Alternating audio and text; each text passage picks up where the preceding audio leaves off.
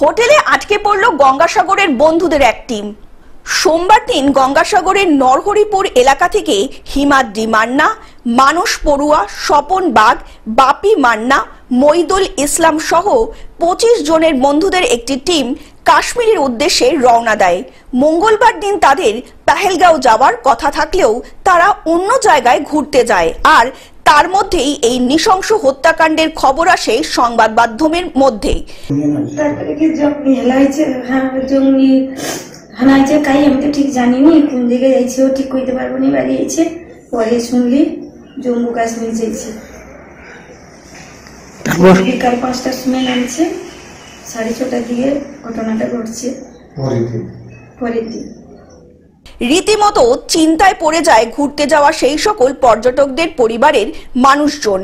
Video কলের মাধ্যমে পরিবারের লোকজন জানতে পারে একটি হোটেলের মধ্যে আটকে রয়েছে 25 জন পর্যটকের টিম। তারা জানিয়েছেন যতক্ষণ না পরিস্থিতি স্বাভাবিক হচ্ছে ততক্ষণ বাড়ি ফেরা সম্ভব নয় তাদের পক্ষে।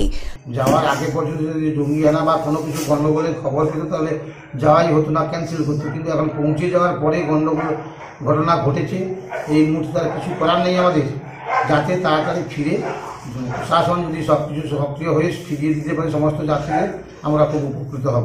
তবে অন্যদিকে পরিবারের লোকজন কান্নায় ভেঙে পড়েছে এবং সরকারের কাছে তাদের আবেদন যত শীঘ্রই সম্ভব তাদের পরিবারের সদস্যদের নির্বিঘ্নে বাড়ি ফেরার ব্যবস্থা করুক প্রশাসন। লোকজন মারা গেছে, তার ফলে মানে যোগাযোগ করার চেষ্টা করি ফোনে, কিন্তু কোনো কিছুতেই হয় না। পরের দিন মোটামুটি ফোন পেলাম, ভালো আছে, ওরা রুমের ভেতরে আছে, খুব চিন্তায় আছে, খাওয়া দাওয়া ঠিকঠাক করতে পারেনি, আমরাও খুব চিন্তায় আছি। যতক্ষণ না বাড়ি ফিরছে আমরা তো কিছুই বলতে পারছি না, সুস্থ হয়ে যাতে বাড়িতে সুস্থভাবে ফিরে সেই ব্যবস্থা যেন হয়। দক্ষিণ 24 পরগনা থেকে বাবলু প্রামাণিকের রিপোর্ট, গ্লোব নিউজ। এখন থেকে গ্লোব টিভি দেখুন আপনার স্মার্টফোনেও। গুগল প্লে স্টোর অথবা অ্যাপল স্টোর থেকে ডাউনলোড করুন গ্লোব টিভি লাইভ অ্যাপ। এছাড়াও জিও টিভি অ্যাপ থেকেও দেখুন গ্লোব টিভি লাইভ।